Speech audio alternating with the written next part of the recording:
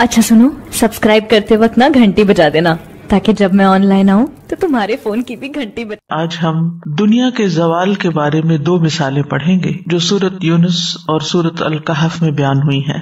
پہلے سورۃ یونس کی مثال جو آیت نمبر 24 اور 25 میں بیان کی گئی ہے۔ دنیا کی زندگی کی مثال تو بس اس پانی کی سی ہے جسے ہم نے آسمان سے اتارا تو اس کے ساتھ زمین سے اگنے والی چیزیں خوب مل جل گئیں، جس سے انسان اور چوپائے کھاتے ہیں، یہاں تک کہ جب زمین نے اپنی آرائش حاصل کر لی اور خوب مزین ہو گئی اور اس کے رہنے والوں نے یقین کر لیا کہ بے شک وہ اس پر قادر ہیں، تو رات یا دن کو اس پر ہمارا حکم آ گیا تو ہم نے اسے کٹی ہوئی کر دیا جیسے وہ کل تھی ہی نہیں۔ اسی طرح ہم ان لوگوں کے لیے آیات کھول کر بیان کرتے ہیں جو خوب سوچتے ہیں، اور اللہ سلامتی کے گھر کی طرف بلاتا ہے اور جسے چاہتا ہے سیدھے رستے تک پہنچا دیتا ہے۔ دوسری مثال سورۃ الکہف کی ہے، آیت نمبر 45، اور ان کے لیے دنیا کی زندگی کی مثال بیان کیجیے جیسے پانی جسے ہم نے آسمان سے اتارا تو اس کے ساتھ زمین کی نباتات خوب مل جل گئی، پھر وہ چورا بن گئی جسے ہوائیں اڑائے پھرتی ہیں، اور اللہ ہمیشہ سے ہر چیز پر پوری قدرت رکھنے والا ہے۔ پہلی مثال کا سیاق و سباق کچھ یوں ہے کہ اس سے پہلے اللہ سبحانہ تعالیٰ فرماتے ہیں کہ هو الذی یسیرکم فی البر والبحر، وہی ہے جو تمہیں خشکی اور سمندر میں چلاتا ہے، یہاں تک کہ جب تم کشتیوں میں ہوتے ہو اور وہ انہیں لے کر عمدہ ہوا کے ساتھ چل پڑتی ہیں اور وہ اس پر خوش ہو جاتے ہیں تو ان کشتیوں پر سخت تیز ہوا آ جاتی ہے، یعنی پہلے آرام سے چیز اسموتھلی چل رہی ہوتی ہے اور پھر یکایک تیز ہوا آتی ہے اور ان پر ہر جگہ سے موج آ جاتی ہے اور وہ یقین کر لیتے ہیں کہ بے شک ان کو گھیر لیا گیا، تو اللہ کو اس طرح پکارتے ہیں کہ ہر عبادت کو اس کے لیے خالص کرنے والے ہوتے ہیں کہ یقیناً اگر تو نے ہمیں اس سے نجات دے دی تو ہم ضرور ہی شکر کرنے والوں میں سے ہوں گے۔ پھر جب اس نے انہیں نجات دے دی، اچانک وہ زمین میں ناحق سرکشی کرنے لگتے ہیں۔ اے لوگو، تمہاری سرکشی تمہاری جانوں ہی پر ہے، یہ دنیا کی زندگی کے چند دن کا فائدہ ہے، پھر ہماری ہی طرف تمہیں لوٹ کر آنا ہے، تو ہم تمہیں بتائیں گے کہ تم کیا کچھ کرتے رہے۔ یعنی انما بغیکم علی انفسکم، کہ تمہارے فساد اور تمہاری نافرمانیوں کا وبال تمہارے اوپر ہی پڑے گا، جیسے سورۃ فصلت میں آتا ہے ومن اساء فعلیہا، جس نے برائی کی تو وہ برائی اسی پر پلٹے گی، یعنی یہ فساد و نافرمانی تمہارے لیے وبال بن جائے گی۔ تو اسی طرح انسان اس دنیا کی زندگی میں مختلف طرح کی خواہشات کے ساتھ لطف اندوز ہوتا ہے، اگر ان کے درمیان وہ اپنے رب کو یاد نہیں کرتا، اپنے اگلے گھر کو یاد نہیں کرتا جہاں اسے ہمیشہ رہنا ہے، تو پھر اس کے لیے صرف غم اور حسرتیں ہی باقی رہ جائیں گی، دنیا کا ساز و سامان تو ختم ہو جائے گا، جس کو اللہ سبحانہ تعالیٰ نے اس مثال میں بہترین طریقے سے بیان کیا ہے۔ کیونکہ عموماً انسان دنیا کی خوبصورتی اور رونق سے دھوکا کھا جاتا ہے۔ جب وہ کسی چیز کا مالک ہوتا ہے تو وہ سمجھتا ہے کہ اب مجھے کوئی چیز نقصان نہیں دے سکتی، کہ یکایک انسان پر ایسی جگہ سے آفت آتی ہے کہ جس کو انسان سوچ بھی نہیں سکتا، اور اس کے ساتھ ہی اس کے لطف کا وقت ختم ہو جاتا ہے۔ تو آئیے دیکھتے ہیں اس مثال کو کچھ وضاحت کے ساتھ۔ انما مثل الحیات الدنیا، انما کلمت حصر ہے، یعنی اس کے سوا کچھ نہیں، حقیقت یہی ہے، مثل الحیات الدنیا، دنیا کی زندگی کی مثال، یعنی دنیا کی زندگی کی حالت، اس کا وصف کیسی ہے؟ یہ دنیا کی زندگی کمائن، پانی کی طرح، انزلناہ من السماء، جس پانی کو ہم آسمان سے اتارتے ہیں، یعنی بارش کا پانی۔ بارش کا پانی جو ہے وہ برکت والا، فائدہ مند، خالص، مفید، میٹھا پانی ہوتا ہے، یعنی جتنی بھی پانی کی قسمیں ہیں ان سب میں بہترین پانی ہوتا ہے، کیونکہ اس پانی سے نباتات خوب اگتی ہے۔ سورۃ قاف میں آتا ہے وَنَزَّلْنَا مِنَ السَّمَاءِ مَاءً مُبَارَكًا فَأَنبَتْنَا بِهِ جَنَّاتٍ وَحَبَّ الْحَصِيدِ، ہم نے آسمان سے برکت والا پانی نازل کیا جس سے ہم نے باغ اگائے اور اناج بھی جو کاٹا جاتا ہے۔ تو جب یہ بارش برستی ہے تو بظاہر بارش برسنے کا بھی جو منظر ہے وہ بڑا خوبصورت ہوتا ہے، لیکن اس کے جو نتائج ہیں وہ اس سے بھی بہترین ہوتے ہیں۔ کیسے؟ فَاخْتَلَطَ بِهِ نَبَاتُ الْأَرْضِ، تو وہ زمین کی نباتات کے ساتھ رل مل جاتا ہے، اس کے دو معنی ہیں. ایک یہ کہ بارش کے پانی سے بکثرت پیداوار ہوتی ہے اور وہ ایک دوسرے کے ساتھ مل جل جاتی ہے، یعنی اتنی زیادہ نباتات ہو جاتی ہے کہ ایک پودے کی شاخیں دوسرے کے اندر، دوسرے کے، یعنی جب گھنی نباتات ہوتی ہے اور پھر رنگ رنگ کی، خاص طور پر جنگلوں میں، کھلی جگہوں پر جو خودرو پودے ہوتے ہیں تو وہ ملے جلے ہوتے ہیں. تو یہاں پھر معنی کیا ہوگا؟ فاختلط بسببہ، یعنی با یہاں سببیہ ہوگی کہ اس بارش کی وجہ سے نبات الارض جو تھی وہ آپس میں مل جل گئی، مختلط ہو گئی، گھل مل گئی. اور دوسرا معنی کیا ہے کہ پانی سے جو پیداوار یا نباتات حاصل ہوئی وہ انسانوں اور چوپایوں کے لیے ملی جلی تھی. جیسے گندم کے دانے تو انسانوں کی خوراک تھے، اور اسی کے اندر سے جو بھوسا نکلا یا جو اس کے پتے وغیرہ تھے وہ چوپایوں کی خوراک بن گئے. اور نباتات کی اکثر اقسام کی یہی صورت ہوتی ہے کہ ان میں سے کچھ انسان کھاتے ہیں اور کچھ جانور کھاتے ہیں، کچھ پرند چرند کھاتے ہیں. تو ملی جلی نباتات اگتی ہے زمین سے جس میں سب کی ضروریات پوری ہوتی ہیں. اور ویسے بھی یہ کہ فاختلط بہ نبات الارض، تو پانی جو ہے وہ نباتات الارض میں مل جاتا ہے، یعنی اس کے ساتھ مل کے اس کو رونق بخشتا ہے. یعنی جب یہ پانی مٹی کی اندرونی تہہ میں داخل ہو جاتا ہے، پودوں کے اوپر تو پڑتا ہی ہے، تو ڈائریکٹ پودے نہیں لیتے، پانی زمین کے اندر جاتا ہے اور اس مٹی کے اندر، اس زمین کے اندر بیج ہوتے ہیں، تو یہ بیج اگاتے ہیں اور عمدہ نباتات کی شکل اختیار کر لیتے ہیں، اور یہ نباتات پھر پر رونق بن جاتی ہے. اسی طرح یہ ہے کہ پتوں کو دھونے کے کام میں آتی ہے، اور جو سبزے کا رنگ ہے یا فروٹ کی جو کوالٹی ہے اس کو بہترین بنانے کا کام کرتی ہے. تو اس پانی کے ذریعے پھر زینت بھی حاصل ہوتی ہے، یعنی نباتات جب خوب پھلتی پھولتی ہیں تو خوشنما اور بارونق بن جاتی ہیں. پانی سے زمین کو زندگی ملتی ہے، جیسا کہ سورۃ النحل میں بھی آتا ہے واللہ انزل من السماء ماء فاحیا به الارض بعد موتها ان فی ذلک لآیۃ لقوم یسمعون. اور اللہ نے آسمان سے کچھ پانی نازل کیا، پھر اس کے ساتھ زمین کو اس کے مرنے کے بعد زندہ کر دیا. اس میں ان لوگوں کے لیے یقیناً ایک نشانی ہے جو سنتے ہیں. پھر فرمایا مما یأکل الناس والانعام، وہ نباتات جو ہوتے ہیں اس میں سے انسان اور انعام کھاتے ہیں، جیسے غلہ جات اور پھل وغیرہ انسان کھاتے ہیں، اور مختلف طرح کی گھاس یا پھر غلے کے بقایا جات جو ہوتے ہیں وہ مویشی کھاتے ہیں. تو آسمان کے پانی سے ساری مخلوق کے لیے ایک طرح سے رزق برستا ہے، جیسے سورۃ طٰہٰ میں بھی آتا ہے الذی جعل لکم الارض مہدا وسلک لکم فیہا سبلا وانزل من السماء ماء فاخرجنا به ازواجا من نبات شتى کلوا وارعوا انعامکم ان فی ذلک لآیات لأولی النہی. وہی جس نے تمہارے لیے زمین کو بچھونا بنا دیا اور تمہارے لیے اس میں راستے جاری کر دیے، اور آسمان سے کچھ پانی اتارا، پھر ہم نے اس کے ساتھ کئی قسم کی مختلف نباتات نکالی. کھاؤ اور اپنے چوپایوں کو چراؤ، بے شک اس میں عقل والوں کے لیے بہت سی نشانیاں ہیں. تو ایک ہی پانی برستا ہے، ایک ہی زمین ہوتی ہے، اور اس میں مختلف طرح کے قسم کے لاکھوں قسم کے پودے جو ہیں وہ زمین سے نکلتے ہیں، جن کی اصل تعداد اللہ ہی جانتا ہے. یہ اسی کی پلاننگ اور اسی کا پروگرام ہے. یعنی طرح طرح کا رزق اس میں سے نکلتا ہے. یہ نبات شتّا، ایک اور جگہ پر آتا ہے فَأَخْرَجْنَا بِهِ نَبَاتَ كُلِّ شَيْءٍ، ہم نے اس کے ساتھ ہر قسم کی نباتات اگائے. یعنی جتنی بھی نباتات ہیں، چاہے وہ درختوں کی شکل میں ہے یا بیلوں کی شکل میں یا پودوں کی شکل میں ہے یا باڑ کی شکل میں، کسی بھی شکل میں، وہ ساری اس پانی کی محتاج ہے. پانی کے بغیر زمین کے اندر سے کچھ بھی نہیں نکل سکتا. اور یہ پانی کبھی تو براہ راست بارش کا برستا ہے تو فائدہ دیتا ہے، اور کبھی وہی پانی جو ایکسٹرا بارش کا ہوتا ہے وہ زمین میں رس کر زمین کے اندر جو سٹیمز بنتی ہیں ان سے پھر نکل کر نباتات کو سیراب کرتا ہے. تو بہرحال ہر طرح کے پھل، ہر طرح کے پودے، پھول اور غلہ جات، یہ سب کچھ زمین کے اندر سے نکلتا ہے، اور وہ سب بھی جو جانور کھاتے ہیں. کسی ایک بھی غذا کو آپ لے لیں تو اس کے مختلف اجزاء ہوتے ہیں، اس کے مختلف حصے ہوتے ہیں. ایک پودے کے مختلف حصے ہوتے ہیں، تنا ہوتا ہے، شاخیں ہوتی ہیں، پتے ہوتے ہیں، اس کے اندر پھول ہوتے ہیں، اس کے پھل ہوتے ہیں، اس کے اندر پھر بیج ہوتے ہیں. تو ان میں سے ہر ایک کے اپنے اپنے فائدے ہیں.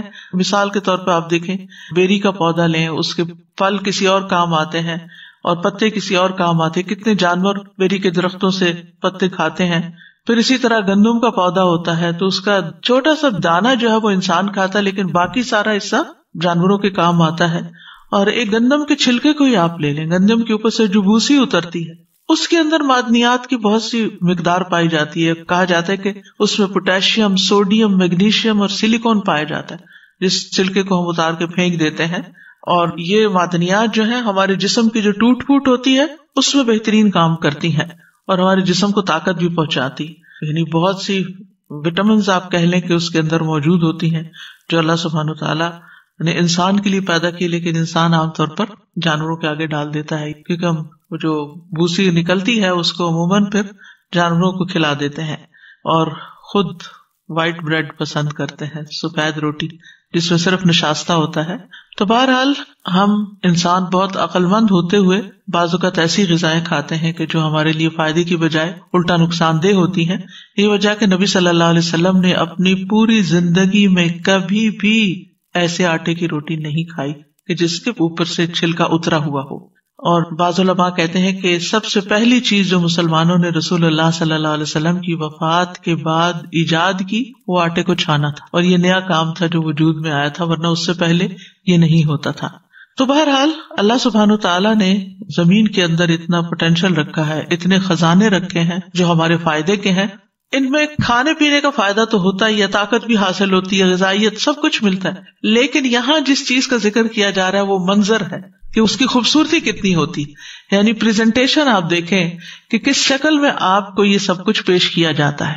حتی اذا اخذت الارض زخرفها وزینت, یہاں تک کہ جب زمین اپنے حسن کو پہنچ جاتی. زخرف سونے کو کہتے ہیں بیسیکلی, گولڈ, یا کسی چیز کے کمال حسن کو, یہ ہم نے سورۃ الزخرف میں بھی پڑھا تھا.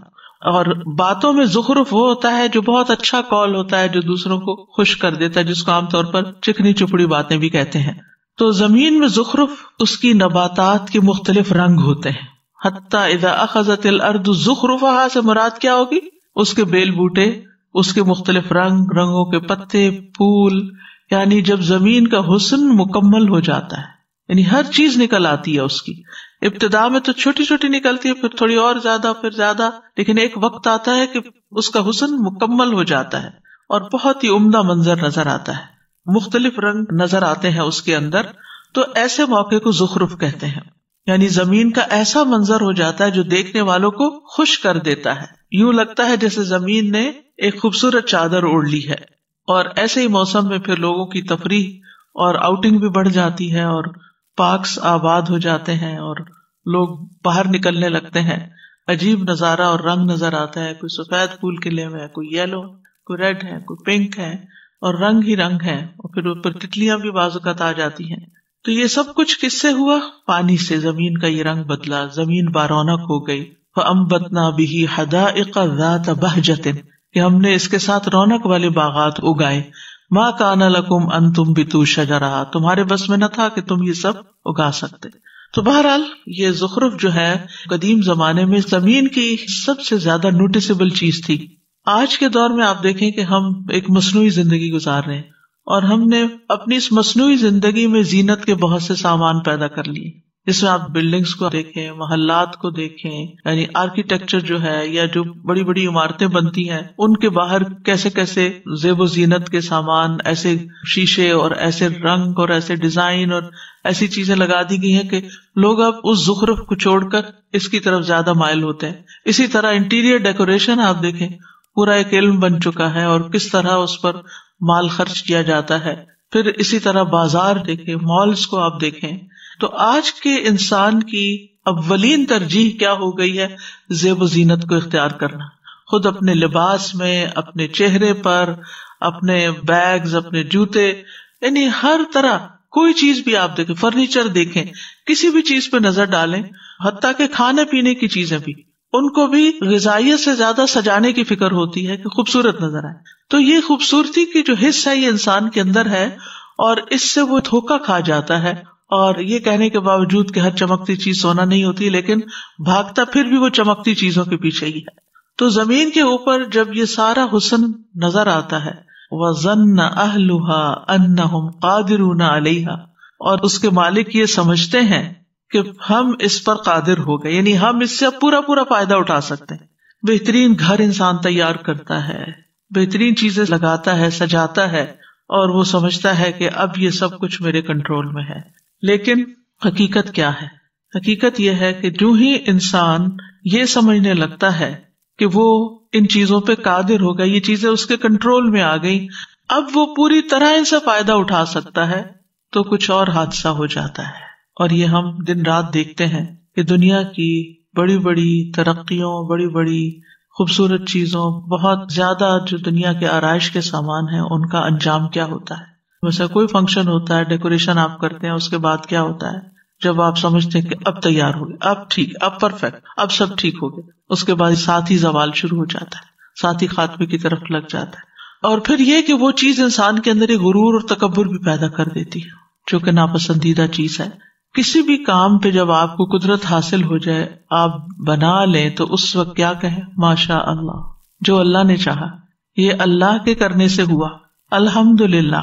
اسی طرح انشاء اللہ، یعنی کروں گا میں تب جب اللہ چاہے گا، ہو گیا ماشاء اللہ، جو اللہ نے چاہا وہ ہوا. آپ دیکھیے کہ جب انسان اللہ کو بھول جاتا ہے تو پھر انسان کے لیے مشکل ہوتی ہے. جیسے فرعون اور قارون کی گفتگو ان کی ہلاکت کا سبب بنی تھی. قارون نے کیا کہا تھا؟ یہ نہیں کہا تھا کہ یہ اللہ کی مہربانی ہے مجھ پر، کہا تھا انما اوتیتہ علی علم عندی، کہ یہ تو مجھے ایک علم کی وجہ سے دیا گیا جو میرے پاس ہے. فرعون نے کیا کہا تھا؟ یا قوم الیس لی ملک مصر وہذہ الانہار التی تجری من تحتی، اے میری قوم، کیا یہ مصر کی حکومت میری نہیں، یہ ملک میرا نہیں، اور یہ جو نہریں یہاں بہتی ہیں یہ ساری میری ملکیت میں نہیں؟ یعنی وہ کیا سمجھتا تھا کہ میں ان پہ قادر ہوں، ان پہ میرا کنٹرول ہے، یہ سب کچھ میرے ہاتھ میں ہے. تو انجام کیا ہوا قارون کا اور کیا ہوا فرعون کا؟ تو انسان کی بہادری اسی میں ہوتی ہے کہ وہ اپنی ہر قابلیت اور ہر چیز کو اللہ سبحانہ تعالیٰ کی طرف منسوب کرے، اپنی ذات کی طرف منسوب نہ کرے. تو کچھ کلمات ایسے ہوتے ہیں کہ جو انسان کے لیے تباہی کا باعث بنتے ہیں، قوموں کی تباہی کا باعث بنتے ہیں. ابلیس نے کیا کہا تھا؟ انا خیر منہ. شیطان جو ہے ان کلمات کے ذریعے انسان کو ہلاک کرتا ہے. میرا، میں نے کیا، میری طرف سے ہے. یہ نہیں کہتا کہ اللہ کی مہربانی، اللہ نے دیا، اللہ کا فضل، اللہ کی رحمت. یہ کہنے کی بجائے ہر چیز کو اپنی طرف منسوب کرتا ہے. ٹھیک ہے، کوشش انسان کرتا ہے، لیکن جب تک اللہ کی توفیق نہ ہو تو کچھ حاصل نہیں ہوتا. تو ایمان کی علامات میں سے ہے یہ بات کہ سچا مومن یہ سمجھتا ہے کہ اس پر ہر چیز اللہ کے فضل سے ہے، ورنہ اس سے بھی زیادہ قابل، عقل مند، ہوشیار لوگ دنیا میں ہیں جو کہ اس سے کم نعمتیں رکھتے ہیں، زیادہ محتاج ہیں. اور آپ دیکھیے کہ جب بھی کبھی کسی کو، چاہے مسلمانوں کو بھی، اپنی طاقت کا چھوٹا سا بھی خیال آیا، غرور ہوا، تو پھر نتیجہ کیا ہوا؟ آپ دیکھیے بدر کے مقام پر مسلمان کمزور تھے، لیکن سارا بھروسہ اللہ پہ تھا. اب اللہ کے نام پہ نکلے، اللہ ہی سنبھالے گا. تو کیا ہوا؟ کامیابی ہوئی. وَلَقَدْ نَصَرَكُمُ اللَّهُ بِبَدْرٍ وَأَنْتُمْ أَذِلَّةٌ، یقیناً اللہ نے بدر میں تمہاری مدد کی جبکہ تم نہایت کمزور تھے. اس کے برعکس حنین میں کیا ہوا؟ ابن عباس کہتے ہیں نبی صلی اللہ علیہ وسلم نے فرمایا بہترین رفقا وہ ہیں جو 4 کی تعداد، یعنی 4 کا گروپ اچھا ہوتا ہے. بہترین دستہ وہ ہے جس میں 400 شہ سوار ہوں، یعنی ایک ایکسپیڈیشن کے لیے جو فوج جاتی. بہترین لشکر وہ ہے جو 4000 کی تعداد میں ہو، اور 12000 قلت کی بنا پہ ہرگز مغلوب نہیں ہو سکتے. 12000 کا لشکر مغلوب نہیں ہوتا. اللہ تعالیٰ کا فرمان ہے وَيَوْمَ حُنَيْنٍ إِذْ أَعْجَبَتْكُمْ كَثْرَتُكُمْ، وہ کثرت تھی نا 12000 کی. فَلَمْ تُغْنِ عَنْكُمْ شَيْئًا، وہ کثرت تمہارے کچھ کام نہ آئی. وَضَاقَتْ عَلَيْكُمُ الْأَرْضُ بِمَا رَحُبَتْ، زمین اپنی فراخی کے باوجود تم پر تنگ ہو گئی. ثُمَّ وَلَّيْتُمْ مُدْبِرِينَ، پھر تم پیٹ پھیرتے ہوئے لوٹ گئے. یہ مسلمانوں کے ساتھ ہوا. تو کبھی بھی انسان کو یہ نہیں سمجھنا چاہیے کہ میں اس پہ قادر ہو گیا، اب تو میں اس سے فائدہ اٹھاؤں گا ہی اٹھاؤں گا. ہوا کیا؟ اتاہا امرنا لیلا او نہارا، کہ ہمارا فیصلہ آ گیا اس پر رات یا دن کے وقت. اما لیلا و اما نہارا، کبھی دن کے وقت آ جاتی ہے کوئی مصیبت، کبھی رات کے وقت آتی ہے، دونوں طرح ہی آتی. اور تباہی کے لیے چند لمحے ہی کافی ہوتے ہیں. معمولی گھڑی میں ہی آن کی آن میں کچھ سے کچھ ہو جاتا ہے. یعنی جب کسی قوم کے پاس رات کے وقت مصیبت آئے تو رات کو تباہ ہو جاتی ہے، اور دن کو آئے تو دن کو تباہ ہو جاتی ہے. جیسے یہیں پر آ رہا ہے اتاہا امرنا لیلا و نہارا فجعلناہا حصیدا، تو ہم نے اسے کٹے ہوئے کھیت کی طرح کر دیا. آپ دیکھیں اگر دنیا کی تاریخ پر نظر ڈالیں تو بعض بستیاں ابھی بھی جن کی تصویریں یا جن کے تباہی کے آثار موجود ہیں وہ انسان کے لیے بہت بڑی عبرت کا سبب ہے کہ بہت ترقی یافتہ قوموں میں بھی بعض اوقات جب زلزلے آئے یا ایٹم بم گرے یا اور اسی طرح کی کچھ مصیبتیں آئیں یا ٹورنیڈوز آئے یا سیلاب آئے، طوفان آئے، تو آن کی آن میں سب کچھ ہنستا بستا سب کچھ تباہ ہو کے رہ گیا. یعنی انسانی کوششیں انسانوں کو نہ بچا سکی. اس آگ کی مثال لیجئے کہ جو پچھلے کچھ عرصے سے کیلیفورنیا میں اور آسٹریلیا میں لگی ہوئی تھی کہ انسان کسی بھی طرح اس کو روک نہیں سکتا، کوئی بند نہیں باندھ سکتا، اس کوششوں کے باوجود پھیلتی ہی چلی گئی. اسی طرح سورۃ القلم میں جو باغ والوں کا قصہ آتا ہے، جب باغ کے پھل خوب پک گئے پوری تیاری کے ساتھ چپ کے گھر سے نکلے کہ جا کے راتوں رات سارا پھل کاٹ کے لے آئیں گے. تو کیا ہوا؟ رات کے وقت ہی ان کے جانے سے پہلے بلا پھر گئی اور سارا باغ خاک آلود ہو گیا. تو یہاں بھی یہ سمجھتے تھے کہ ہم قادر ہیں، یعنی جہاں بھی انسان سمجھتے ہیں کہ ہم قادر ہو گئے تو پھر فجعلناہا حصیدا کأن لم تغن بالامس، تو ہم نے اس کو حسید کر دی. حسید کا مطلب ہے جڑ سے کاٹی ہوئی کھیتی. کچھ کھیت ہوتے ہیں اوپر سے کٹتے ہیں اور کچھ ہوتے ہیں نیچے سے کٹ جاتے ہیں، یعنی پتہ بھی نہیں چلتا کہ یہاں کیا اگا ہوا تھا. جیسے کہا جاتا ہے عربی میں حسد دابرہم، اس نے ان کی نسل کاٹ دی. حسد الزرع، اس نے کھیتی کاٹ دی، یعنی کاٹی ایسی کہ نیچے تک کاٹ دی اور وہ یوں ہو گئی کأن لم تغن بالامس، گویا کہ کبھی آباد ہی نہیں تھی، یہاں کچھ تھا ہی نہیں. کسی جگہ پر جب عرب اقامت یا سکونت اختیار کرتے تو کہتے غنی فی المکان، فلاں شخص فلاں جگہ آباد ہو گیا. اور مغانی ان گھروں کو کہتے ہیں جن کو لوگ آباد کرتے ہیں. تو لغت میں غنا کا معنی ہوتا ہے کافی ہونا، اور بالامس، امس کا مطلب یسٹرڈے نہیں. ہم ترجمہ تو اردو میں کل کرتے ہیں نا، صرف کل نہیں، پاسٹ، ٹھیک ہے. اور اسی طرح غدن کا مطلب ٹمارو نہیں ہوتا، فیوچر مراد ہوتا ہے. جیسے ولتنظر نفس ما قدمت لغد، اس کا مطلب نہیں ٹمارو کے لیے بلکہ فیوچر کے لیے. تو انسان کی زندگی کا بھی یہی حال ہے، یعنی روح جو ہے پانی کی طرح آسمان سے اترتی ہے، بدن اس سے مل کر خوب پھلتا پھولتا ہے. بدن مٹی سے بنتا ہے نا، روح آسمان سے آتی ہے، بدن پہ جوانی آتی ہے، علم حاصل کرتا ہے، نکھرتا ہے، ایک خوبصورت نوجوان بنتا ہے، پھر اس کی امیدیں ہوتی ہیں، شادی ہوتی ہے، کمائی شروع ہو جاتی ہے، گھر بناتا ہے، بچے ہوتے ہیں، پھر بچے بڑے ہو جاتے ہیں، وہ سب اپنے اپنے ٹھکانوں پہ چلے جاتے ہیں اور وہ گھر ایسے ہوتا ہے جیسے کبھی یہاں کوئی بسا ہی نہ تھا. کچھ مدت کے بعد لوگوں کے ذہنوں سے بھی غائب ہو جاتا ہے کہ یہاں بہت ہنستا بستا گھرانہ بستا تھا، اور پھر انسان بڑھاپے کا شکار ہو کر فنا کی نظر ہو جاتا ہے. حقیقت یہ ہے کہ انسان سمجھتا ہے کہ جو میں دنیا کے لیے کوششیں کر رہا ہوں یہ میرے کسی کام آنے والی ہے، اور اس کو کر کے انسان کو ایک عجیب سی سیٹسفیکشن ہوتی. اتنا کما لیا، اتنا رکھ لیا، اب فکر کی بات نہیں، گھر بن گیا، اب پریشانی ختم، فلاں چیز ہو گئی، جاب لگ گئی، اب بے فکری ہو گئی، شادی ہو گئی، اب بے فکری ہو گئی. لیکن ان میں سے ہر چیز کا آپ انجام دیکھیں کیا ہے. جاب انسان کب تک کر سکتا ہے؟ ایک وقت آتا ہے ریٹائرمنٹ ہو جاتی، بعض اوقات اس سے پہلے ہی اکاڑ پھینکا جاتا ہے. بزنس، کوئی بزنس ایسا نہیں ہے کہ جو انتہائی فلرش کرنے کے بعد کبھی زوال کا شکار نہ ہوا ہو. اسی طرح شادی، تو شادی کا بھی انجام دیکھیں آپ، کبھی ختم ہو جاتی ہے، کبھی ویسے مر کے کوئی ساتھی چھوڑ جاتا ہے.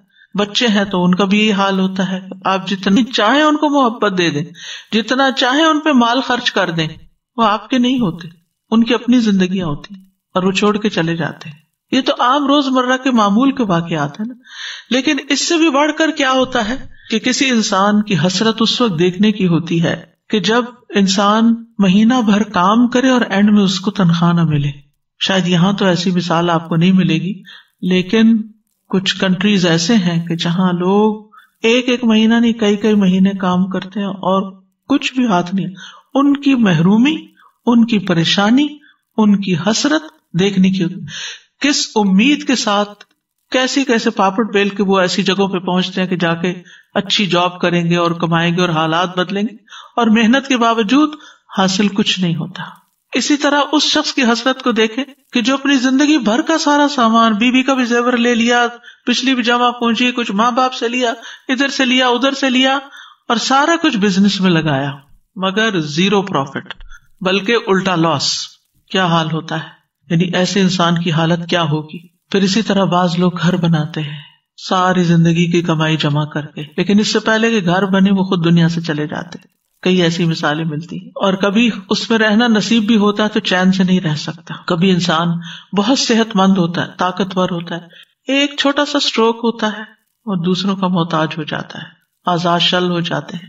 اور اس نے جو محنت کی ہوتی ہے, اپنے اوپر ورک آؤٹ کیا ہوتا ہے, اچھی غذا کھائی, ایکسرسائز کی, صحت کا خیال رکھا, وہ آن کی آن میں سب کچھ ہی بیٹھ جاتا ہے. تو ایسے موقعوں پر لوگوں کا حال دیکھنے کے قابل ہوتا ہے. ہم سب اس کا مشاہدہ کرتے, اس کو ایکسپیرینس کرتے. کسی کی اولاد ہوتی ہے, جوان ہوتی ہے, بالکل جوانی کے عین جوبن پہ ہوتی ہے کہ اچانک ڈیتھ ہو جاتی ہے, کوئی ایکسیڈنٹ ہو جاتا ہے, کوئی ویسے فوت ہو جاتا ہے. تو کہنے کا مطلب یہ ہے کہ انسان جب اپنی محنت کے آخری درجے پہ پہنچتا ہے کہ اب پھل کاٹوں, جیسے کھیتی والے نے کھیت لگا کے جب وہ خوب جوبن پہ پہنچی اور اس نے سمجھا اب تو اس کا مجھے اتنا اور اتنا پروفٹ مل جائے گا, یک ساری کی ساری جل جاتی. ایسے ہی ایک انسان انتہائی محنت کے بعد جب یہ سمجھتا ہے کہ اب مجھے کچھ ملنے والا ہے, تو اس سے پہلے یا وہ ختم ہو جاتا ہے یا انسان ختم ہو جاتا ہے, اور انسان کے ہاتھ میں کچھ بھی نہیں رہتا. یہی حال انسان کے اعمال کا ہے. وہ دنیا کے لیے بھاگ دوڑ کر رہا ہے, لیکن جب وہ آخرت میں جائے گا تو اگر وہاں کے لیے کچھ نہیں کیا تو سوائے حسرت و ندامت کے کچھ بھی نہیں ہوگا. وہ آگے دیکھے گا وہاں کچھ بھی نظر نہیں آ رہا. یعنی اس نے اپنی ساری خواہشات دنیا میں ہی پوری کرنے کی کوشش کی, اسی کو زیب و زینت دیتا رہا اور آخرت کا لحاظ ہی نہیں کیا. تو وہاں جب وہ دیکھے گا کہ پھر بالکل مفلس بن کے کھڑا ہوگا ایک لٹے پٹے انسان کی شکل میں, اور اسے یوں محسوس ہوگا کہ اس سے بڑا خسارے میں کوئی بھی نہیں. یعنی جب انسان کو یہ یقین کی کیفیت آنے لگتی نا کہ اب تو میں نے اپنا ٹارگٹ اچیو کر لیا, اس سے پہلے کہ وہ کچھ حاصل کرے وہ سب کچھ ہاتھ سے جائے, تو اس پہ انسان کی مایوسی. آپ دیکھیں کہ ایسے مواقع پہ بعض اوقات لوگ کوپ نہیں کر پاتے, ہارٹ اٹیکس ہو جاتے ہیں, خود بھی دنیا سے چلے جاتے ہیں. یعنی کسی چیز کا نقصان ہوتا ہے, مال کا یا اولاد کا, تو وہ اس کو برداشت ہی نہیں کر پاتے. فرمایا کذالک نفصل الآیات لقوم یتفکرون, اسی طرح ہم آیات کو کھول کھول کے بیان کرتے ہیں, ان کے معنی کو قریب لا کر مثالیں بیان کر کے واضح کرتے ہیں. کن کے لیے؟ ان لوگوں کے لیے جو غور و فکر کرتے ہیں, یعنی جو اپنی عقل کو استعمال کرتے ہیں, جو غفلت میں ڈوبے ہوئے ہیں, جو منہ پھیرنے والے ہیں, جو ان مثالوں پر غور نہیں کرتے, تو ان کو یہ کچھ بھی فائدہ نہیں دیتی, ان سے وہ کچھ بھی نہیں سیکھ پاتے.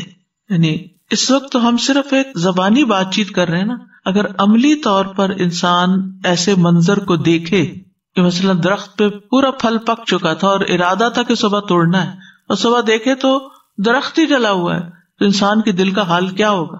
اس کو کیا نظر آئے گا کہ یہ کیا ہو گیا میرے ساتھ. تو اس کے بعد اللہ تعالیٰ فرماتے ہیں واللہ یدعو الی دار السلام, اللہ تمہیں دار السلام کی طرف دعوت دیتا ہے کہ دار السلام یعنی جنت کے لیے کچھ کرو, وہاں کی تیاری کرو, وہاں بھیجا ہوا, آگے بھیجا ہوا کچھ بھی ضائع نہیں جائے گا, وہاں جا کر اصل انجوائمنٹ ہوگی, وہاں کسی بھی چیز کا کچھ نقصان نہیں بلکہ ملٹی پلائی ہو کر تمہیں واپس لوٹایا جائے گا. وَيَهْدِي مَن يَشَاءُ إِلَىٰ صِرَاطٍ مُسْتَقِيمٍ, اور وہ جس کو چاہتا ہے صراط مستقیم کی ہدایت دیتا. یعنی آیت نمبر 24 میں اللہ تعالیٰ دنیا کی مثال بیان کرتے ہیں اور اس کے جلد زوال کا ذکر کر کے لوگوں کو احساس دلاتے ہیں کہ جس دنیا کے پیچھے تم بھاگ رہے ہو اس کی کوئی حقیقت نہیں ہے, اور اس کے ساتھ ہی پھر اس کے مقابلے میں جنت کی ترغیب دیتے ہیں جس کا نام دار السلام رکھا ہے کہ وہ ہر طرح کی آفات و مصیبتوں سے بالکل سلامت ہے. دنیا دار السلام نہیں ہے, یہاں آپ کتنے بھی سیکیورٹی کے بندوبست کر لیں, جو خطرہ لاحق ہونا ہے وہ ہونا ہے, جس چیز نے جانا ہے, آپ روک نہیں سکتے اس کو, لیکن وہاں ہر چیز سلامت ہوگی اور ہمیشہ سلامت رہے گی, اور آپس میں بھی لوگ سلامتی کے ساتھ رہیں گے. لہذا کوشش اس کی کرو. تو بہرحال اس مثال میں اللہ سبحانہ تعالیٰ نے دنیا کی زینت کے جلد ختم ہونے کی خبر دی ہے تاکہ ہم اس کو اتنی ہی اہمیت دیں جس اہمیت کے وہ قابل ہے. اس کی زینت سے, اس کے زخرف سے, اس کی چکا چوند سے دھوکہ نہ کھائیں کہ یہ ہمارے ہاتھ میں رہے گی, یہ بہت جلد چلی جائے گی, فنا ہو جائے گی. جیسے بارش کا پانی برستا ہے، ہر چیز خوبصورت لگتی ہے، پھر پانی بھی ویپوریٹ ہوتا ہے اور سورج بھی نکل آتا ہے اور کھیت جل بھی جاتا ہے اور سوکھ جاتا ہے اور چیزیں ختم ہو جاتی ہیں. وہی حسن و جمال جو بارش سے بڑھا تھا، جب بارش ختم ہوتی ہے اور پانی نہیں ملتا تو پھر زمین کا ایک اور ہی منظر ہوتا ہے، گویا کہ یہاں کبھی کچھ تھا ہی نہیں. اور اللہ کا فیصلہ کسی وقت بھی آ جاتا ہے اور سب کچھ اللہ کے فیصلوں سے ہی ہو سکتا ہے. یعنی اللہ ہی بارش بھیجتا ہے اور اللہ ہی تباہی کا فیصلہ بھی بھیجتا ہے، جس پر جب جو چاہتا ہے کرتا ہے. تو اس لیے انسان اپنی دنیا سے اور دنیا میں جو کچھ اس نے ترقی کر لی ہے اور جو کچھ دنیا میں بنا لیا ہے اس پر نازاں نہ ہو، کیونکہ سب پر اللہ کی تقدیر کا فیصلہ حاوی ہو جاتا ہے. قرآن مجید میں کئی مقامات پر یہ مضمون بیان ہوا ہے. سورۃ الزمر میں بھی یہ بات آئی ہے، الم تر ان اللہ انزل من السماء ماء، کیا تو نے دیکھا نہیں کہ اللہ نے آسمان سے کچھ پانی اتارا، پھر اسے چشموں کی صورت میں زمین میں چلایا، پھر وہ اس کے ساتھ کھیتی نکالتا ہے جس کے رنگ مختلف ہیں، پھر وہ پک کر تیار ہو جاتی ہے، پھر تو اسے دیکھتا ہے پیلی ہو جاتی ہے، پھر وہ اسے چورا بنا دیتا ہے. بے شک اس میں عقل والوں کے لیے بہت سی نشانی. یعنی کبھی تو اچانک تباہی آ جاتی ہے، اور اگر اچانک تباہی نہ بھی آئے تو گریجولی انسان زوالی کی طرف جا رہا ہوتا ہے، اور جو کچھ وہ بناتا ہے وہ زوالی کی طرف جاتا ہے. تو یہ دنیا کی حالت سے مطابقت رکھنے والی ایک بہترین مثال ہے جو یہاں پر بیان ہوئی ہے کہ دنیا میں انسان شہوت اور خواہش اور لذت کے پیچھے اپنا بہت کچھ گنوا دیتا ہے، لیکن یہ سب کچھ بہت جلد رخصت ہو جاتا ہے. دنیا کا فائدہ محدود ہے، تھوڑا ہے، جلد ختم ہونے والی ہے. اس کا حسن و جمال دائمی نہیں ہے. اس کی عادت یہ ہے کہ پہلے یہ عروج کی طرف جاتی ہے اور پھر لازماً زوال کی طرف جاتی ہے. لہذا عقل مند انسان کبھی اس فانی دنیا سے دھوکہ نہیں کھاتا. دنیا اس لائق نہیں کہ اس میں دل لگایا جائے. دنیا ایک استعمال کی چیز ہے، دل آخرت میں لگا ہونا چاہیے، فکر آخرت کی ہونی چاہیے. دنیا سے تو زہد ہی اختیار کیا جائے. اور انسان اس مثال کو اپنے اوپر بھی لے کہ انسان جب بہت کچھ سیکھ جاتا ہے اور بہت کچھ کرنے کے قابل ہو جاتا ہے، جیسے مثلاً ریٹائرمنٹ کی ایج پہ بہت ایکسپیرینسڈ ہو جاتا ہے، لیکن بیماریاں گھیر لیتی ہیں، کچھ کرنے کے قابل نہیں رہتا، جسم میں ایسی کمزوری آتی ہے کہ پوری طرح الرٹ ہی نہیں رہتا، اور پھر یکایک کبھی موت ہی آ جاتی. کتنے ہی لوگ ہیں جو ریٹائرمنٹ کا انتظار کر رہے ہوتے ہیں کہ ریٹائرڈ ہوں گے تو پھر زیادہ وقت ہمیں ملے گا دوستوں رشتے داروں کو اور اپنے آپ کو ٹائم دینے کے لیے، فلاں کام کرنے کے لیے اور آرام کرنے کے لیے، لیکن اس سے پہلے ہی وہ دنیا سے رخصت ہو جاتے ہیں. تو اس لیے سیکھنے کا سبق ہے وہ یہ ہے کہ دنیا کو اپنا ہم و غم نہیں بنانا چاہیے. اور پھر اس آیت میں یہ بھی پتہ چل رہا ہے کہ زندگی جو ہے وہ اللہ ہی دیتا ہے اور اللہ ہی لیتا ہے، اور جو رب ایک دفعہ زندگی دیتا ہے وہ دوبارہ بھی دے سکتا ہے، یعنی آخرت میں. یعنی یہ آیت قیامت کے قائم ہونے پر اور دوبارہ کی زندگی پر بھی دلیل ہے. دوسری مثال، اور ان کے لیے دنیا کی زندگی کی مثال بیان کیجیے، جیسے پانی جسے ہم نے آسمان سے اتارا تو اس کے ساتھ زمین کی نباتات خوب مل جل گئی، پھر وہ چورا بن گئی جسے ہوائیں اڑائے پھرتی ہیں، اور اللہ ہمیشہ سے ہر چیز پر پوری قدرت رکھنے والا ہے. یہاں دنیا کی زندگی کی حقیقت کو بیان کرنے کے لیے دوسری مثال آئی ہے، اور یہ مثال بہت حد تک پہلی مثال کے مشابہ ہے، اسی لیے اس کو یہاں ساتھ جمع کر دیا گیا ہے. یہ مثال سورۃ الکہف کی آیت نمبر 45 میں آتی ہے. سورۃ الکہف بہت عظیم سورت ہے جسے ہر جمعہ کو تلاوت کیا جاتا ہے، اور یہ ہمیں قانون فطرت پر ثابت قدم رہنے کا سبق دیتی ہے، گمراہیوں سے ڈراتی ہے، انسان کو صراط مستقیم سے پھیر دینے والی اور اس کی زندگی پہ اثر انداز ہونے والی چیزوں سے انسان کو دھوکہ نہیں کھانا چاہیے.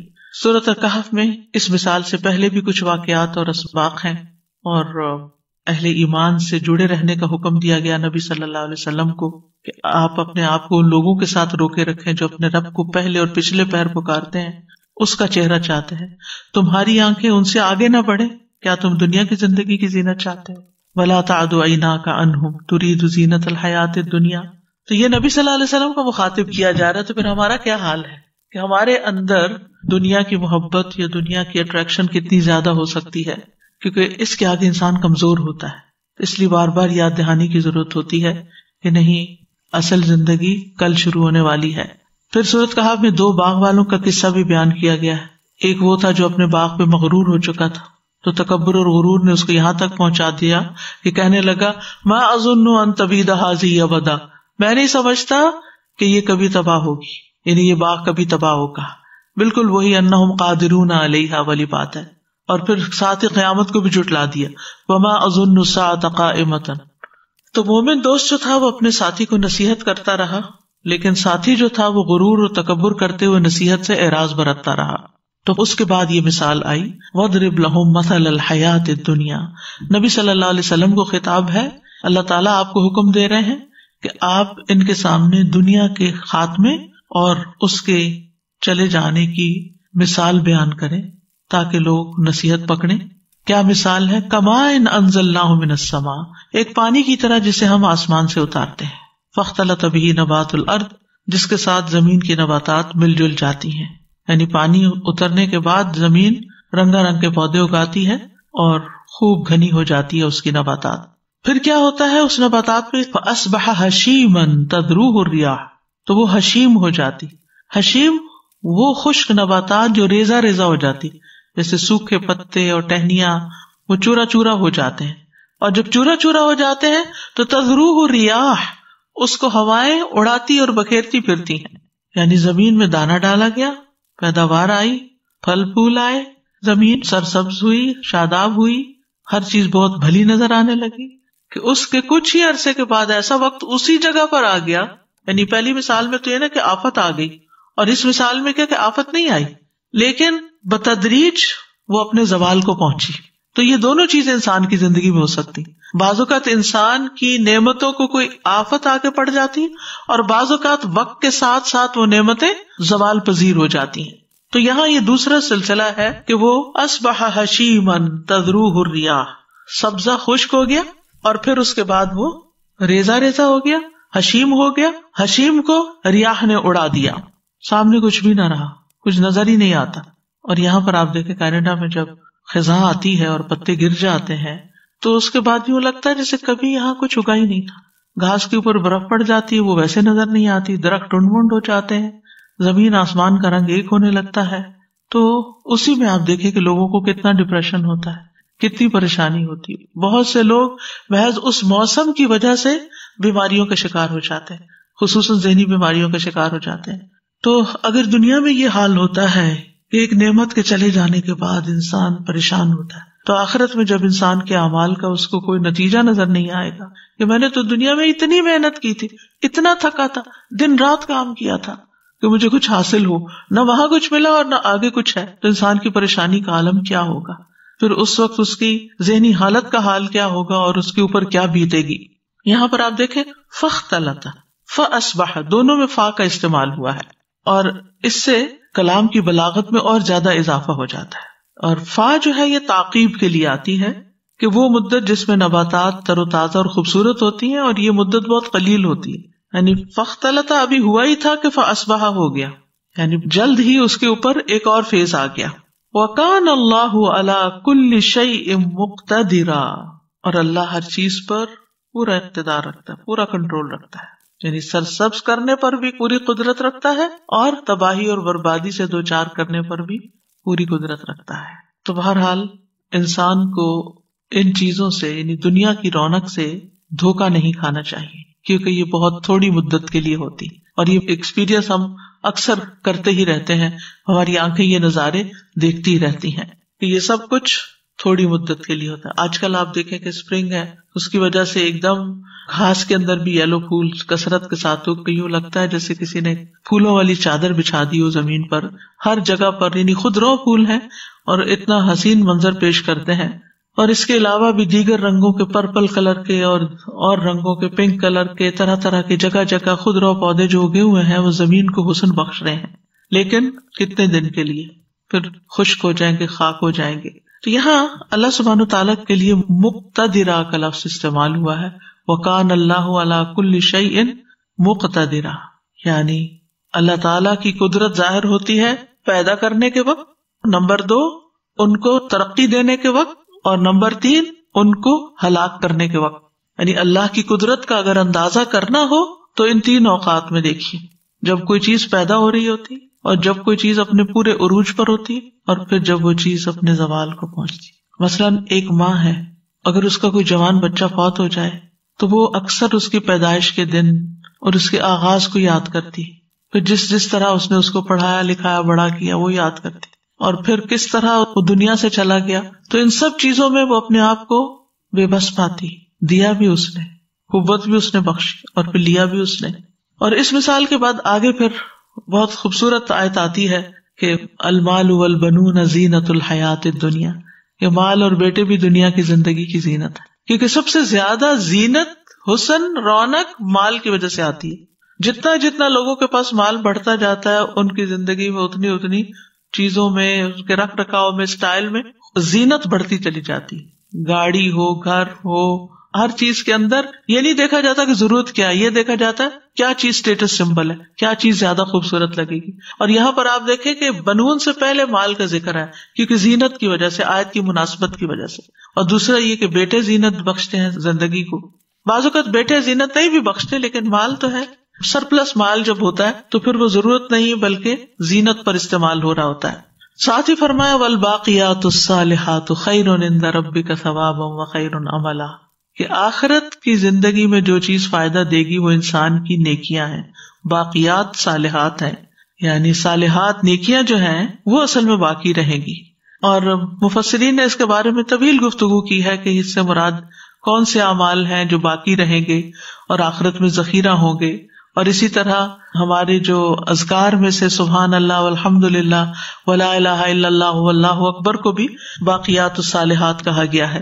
تو مثال ہمیں کیا پیغام دیتی ہے کہ دنیا کی زندگی ہاتھ سے نکل جائے گی، اس پر اتنا فوکس نہ رکھو، اس کی زیادہ فکر نہ کرو، اس کا زیادہ غم نہ کرو. اس کے زوال سے سبق سیکھو کہ اس کے بعد بھی کچھ ہے، اور وہ آخرت کی زندگی ہے.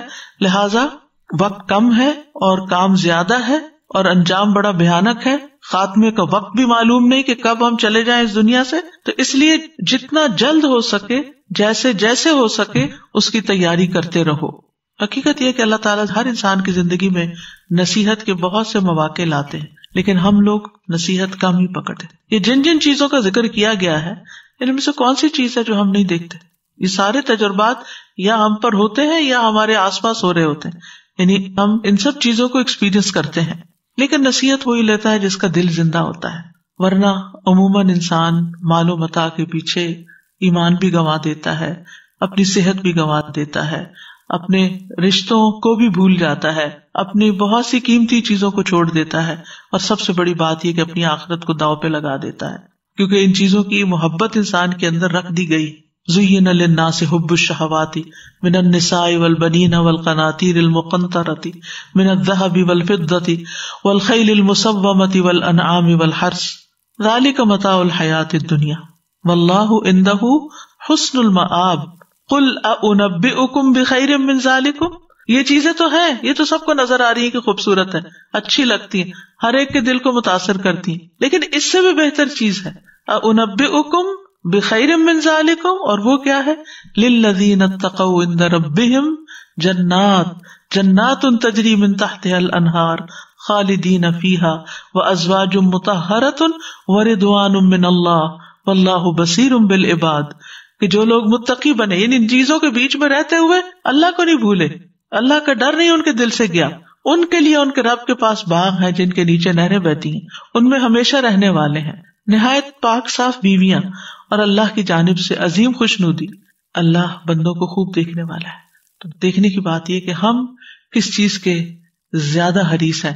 اللہ نے مال دیا، شکر ہے اللہ کا، اولاد دی، شکر ہے اللہ کا، لیکن اس لیے نہیں دی یہ دونوں چیزیں کہ ہم ان کے اندر ہی مشغول ہو کے رہ جائیں اور دوسروں کے حقوق بھول جائیں. وما اموالکم ولا اولادکم باللتی تقربکم عندنا زلفی، یہ مال اور اولاد ہی نہیں جو تمہیں ہمارے قریب کریں گے، اصل چیز اعمال صالح. مال اور اولاد کو بھی جو اعمال صالح میں لگا دیتا ہے تو یہی لوگ ہیں جو دگنی جزا پائیں گے. اولاد بھی صدقہ جاریہ بن جائے گی اور مال بھی صدقہ جاریہ بن جائے گی. تو دنیا کا سامان جو ہے، یہ دنیا کی رونق، یہ دنیا کی زندگی جو سراب کی طرح ہے، جس تک انسان پہنچتا ہے، یعنی انسان اپنے لیے کوئی گول رکھتا ہے یہ اچیو کرنا، جب وہاں پہنچے تو کہتا ہے یہ کیا ہے، اس سے آگے چلو، پھر آگے چلتا ہے، پھر وہی عمل دہرایا جاتا ہے، پھر ہر دفعہ وہی ہوتا ہے کہ انسان کسی بھی چیز پر سیٹسفائی نہیں ہوتا. تو بہرحال یہاں جو دوسری مثال دی گئی ہے وہ بھی اس لیے کہ ہم اس سے سبق سیکھیں، اور دونوں مثالیں ہمیں دنیا کی حقیقت بتاتی ہیں کہ دنیا دھوکے کا سامان ہے، آخرت اٹل حقیقت ہے جس کو ٹلنا ہی نہیں، اور متاع دنیا قلیل ہے اور والآخرت خیر و ابقیٰ ہے، باقی رہنے والی ہے۔ دنیا عارضی ہے، آخرت ہمیشگی کا گھر ہے، ہماری اصل زندگی ہی وہی ہے، ہم پیدا اس کے لیے کیے گئے، یہاں تو صرف ٹیمپریریلی بھیجے گئے کہ اپنے آپ کو پروو کرے کہ ہم اس بڑے انعام کے قابل ہیں، اور آخرت کا گھر ہی اصل دار القرار ہے۔ انما هذه الحیات الدنیا متاع، یہ تو بس فائدہ اٹھانے کی جگہ ہے کہ وقتی طور پر ان چیزوں کو اپنی ضرورت سمجھ کے استعمال کرو۔ وان الاخرۃ ہی دار القرار، دار القرار سکون کا گھر، ٹھہرنے کا، رہنے کا، وہ آخرت ہی ہے، اور آخرت کی عیش ہی اصل عیش ہے، جیسے نبی صلی اللہ علیہ وسلم جنگ خندق کے موقع پر پڑھ رہے تھے، لا عیش الا عیش الآخرہ۔ دنیا کتنی بھی عمدہ کیوں نہ ہو، آخرت کے مقابلے میں حقیر ہے، اللہ کے نزدیک مچھر کے پر سے بھی زیادہ حقیر ہے، مردہ بکری سے بھی زیادہ حقیر ہے، اس کی ہر چیز کو زوال ہے، ہر چیز کو، اور جنت کی کسی چیز کو زوال نہیں، وہاں کوئی نعمت ختم ہونے والی نہیں، بلکہ وہ اور بڑھتی جائے گی، اضافہ ہی ہوتا جائے گا۔ دنیا کتنی بھی عمدہ ہو، کتنی بھی اچھی ہو، لیکن اس کا انجام اچھا نہیں، سوائے ایمان اور عمل صالح کے۔ انا جعلنا ما علی الارض زینۃ لها لنبلوہم ایہم احسن عملا وانا لجاعلون ما علیہا صعیدا جرزا۔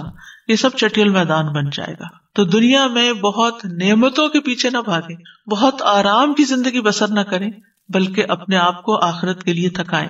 تو کرنے کے کام یہ ہے کہ دنیا کو اپنا اصل مقصد اور ہم و غم نہیں بنانا، دنیا کے غموں کو پیچھے چھوڑ کے اس کو ریپلیس کرنا آخرت کے غم سے۔ جب خیال آئے نا دنیا کے کسی بھی غم کا، اس نے میرے ساتھ یہ کیا، اس نے انسلٹ کر دی، اس نے میرا لحاظ نہیں کیا، اس نے میرا شکریہ ادا نہیں کیا، یہ میرے کام نہیں آیا، اس نے مجھے یہ بات سنا دی تھی، یہ بہت نافرمان ہے اولاد، یہ فلاں ہے، یہ فلاں، جتنے بھی انسان کو فکر و فاقہ دماغ میں سائیکل چلتا رہتا ہے، اس وقت فوراً سوچے کہ اللہ میری آخرت اچھی کر دے۔ جب دنیا کا غم ستائے ساتھ ہی کہے کہ اللہ میری آخرت اچھی کر دے، اللہ میری قبر کو روشن کر دینا۔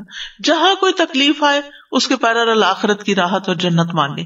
ایک تو آپ اس غم سے باہر نکلیں گے، اس کی فکر کم ہوگی، اور دوسرا یہ کہ جو اصل غم ہے نا وہ یاد رہے گا اور اس کی تیاری رہے گی۔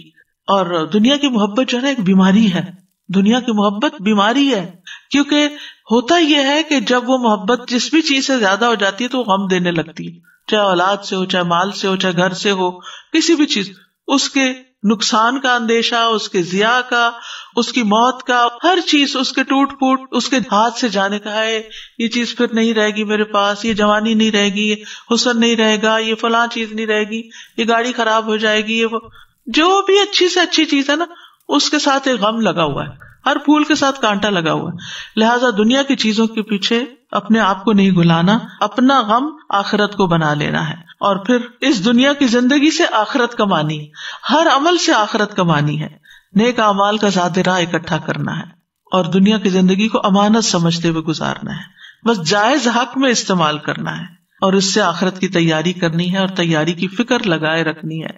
اللہ تعالی ہمیں اس کی توفیق عطا فرمائے۔ ربنا آتنا فی الدنیا حسنۃ وفی الآخرۃ حسنۃ وقنا عذاب النار۔ اللہم انی اسألک العافیۃ فی الدنیا والآخرہ۔ اللہم انی اعوذ بک من الکسل والحرم وسوء القبر وفتنة الدنیا وعذاب القبر۔ اللہم انی اعوذ بک من زوال نعمتک وتحول عافیتک وفجاءۃ نقمتک وجمیع سخطک۔ اللہم لک الحمد کلہ، اللہم لا قابض لما بسطت ولا مقرب لما باعدت ولا مباعد لما قربت ولا معطی لما منعت ولا مانع لما اعطیت ولا مانع لما اعطیت ولا مانع لما اعطیت۔ اللہم ابسط علینا من برکاتک ورحمتک وفضلک ورزقک۔ اللہم انی اسألک النعیم المقیم الذي لا يحول ولا يزول۔ اللهم إني أسألك النعيم المقيم الذي لا يحول ولا يزول۔ اللهم إني أسألك النعيم المقيم الذي لا يحول ولا يزول۔ اللهم إني أسألك النعيم يوم العيلة۔ اللهم إني أسألك النعيم يوم العيلة۔ اللهم إني أسألك النعيم يوم العيلة والامن یوم الحرب اللہم اعوذ بک من سوء ما اعطیتنا وشر ما منعت منا ربنا تقبل منا انک انت السمیع الدعاء لعلہم یتفکرون، کہ لوگ سوچیں اس بارے میں، یہ سوچنے کی بات ہے۔